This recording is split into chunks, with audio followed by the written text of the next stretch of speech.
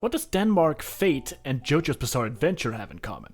Well, seemingly nothing at first glance, but this one character in Fate connects the three in the funniest way possible. Hans Christian Andersen is a seemingly insignificant character in Fate Go, a relatively weak servant. With an only 2-star power rating in the game, he is unlikely to make an appearance on your roster, or to be your favorite character. But not only does he share the name with the real-life author from Denmark, he's also voiced by the same voice actor who voiced Dio fucking Brando from JoJo's Bizarre Adventure, Koyasu Takehito.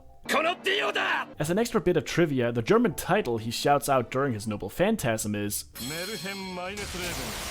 which is the German title of the real Andersen self-biography from 1880, and translates to My Life's Adventure, or The Adventure of My Life. As for the real-life inspiration, Andersen is one of the most famous Danish authors and poets of all time, and his claim to fame has made him one of Denmark's golden age's most important individuals. He was primarily a children's book author, with some of his first books, The Tinderbox, The Princess on the Pea, Clumsy Hans, and Thumbelina being some of his more famous early works. He's also the author behind some of the most famous fairy tales in the world, that were later reinterpreted and adapted into movies and other medias, most famously Disney's movie adaptation of his story of The Little Mermaid, who is also the inspiration behind a character in Nikke of the same name. And Siren is not the only character in Nikke to be inspired by his works. So is Red Shoes, whose name and later fate surrounding her legs was directly inspired by Andersen's fairy tale of the same name from the mid-1800s. He's probably one of the first examples people think of when they think of people from Denmark, and he's also one of the reasons why Denmark has been such a cultural landmark for story lovers, writers, and poets the world over for nearly 2 centuries now. Although I do wonder if he ever imagined that he would become so famous that his works would not only survive for so long, but would become so culturally significant that his characters and works would still be used for inspiration and cultural content hundreds of years in the future, or that they would take the form that they have so far. Follow for more Danish and anime content.